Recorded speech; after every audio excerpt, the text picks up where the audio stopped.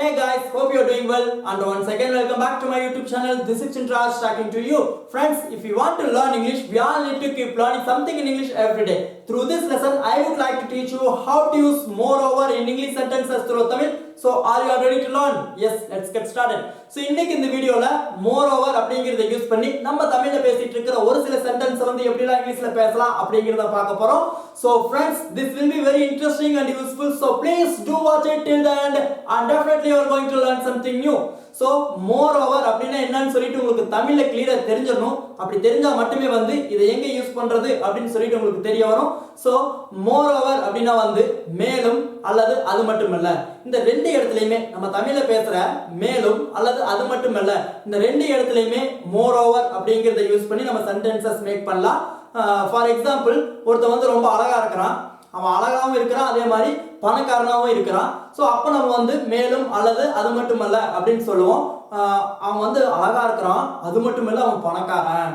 அவன் அழகா இருக்கிறான், அது மட்டுமல்ல அவன் பணக்காரன். நான் லேட்டு, அது மட்டுமல்ல பஸ்ஸும் இல்லை.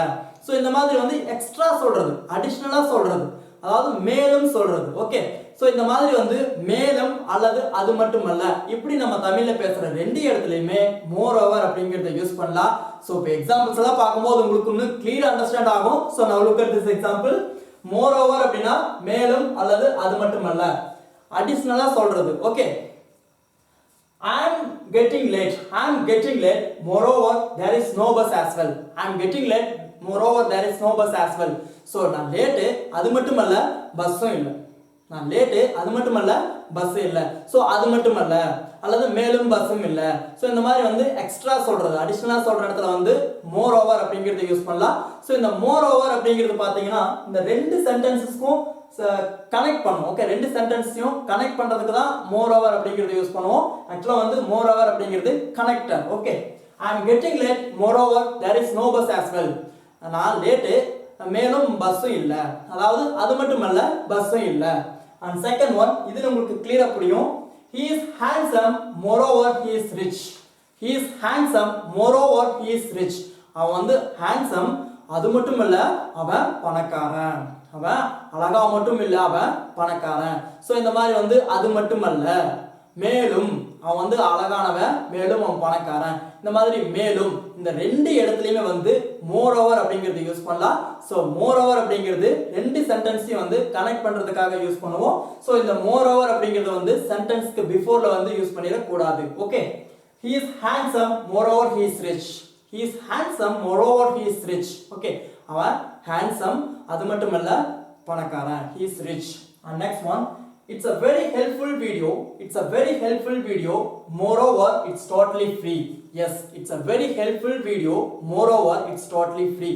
இந்த வீடியோ வந்து ரொம்ப பயனுள்ள வீடியோ, அது மட்டுமல்ல ஃப்ரீயான வீடியோ, மொத்தமா ஃப்ரீயான video. Okay, it's a very helpful video. Moreover, it's totally free. Yes. And next one, he is not willing to play cricket. He is not willing to play cricket. அவனுக்கு cricket விளையாடுறதுக்கு விருப்பம் இல்ல. He is not willing to play cricket. Moreover, he is not letting others to play cricket. Yes, அவனும் cricket விளையாட வர மாட்டேங்கிறான், அதே மாதிரி மத்தவங்களையும் அது மட்டுமல்ல மத்தவங்களையும் கிரிக்கெட் விளையாட விட மாட்டேங்கிறான். அவனும் கிரிக்கெட் விளையாடுறது இல்ல, அது மட்டுமல்ல மத்தவங்களையும் கிரிக்கெட் விளையாடுறதுக்கு விடுறது இல்ல. சோ அது மட்டுமல்ல மேலும் அவனும் விளையாட மாட்டேங்கிறான், மேலும் மத்தவங்களையும் விளையாட விட மாட்டேங்கிறான்.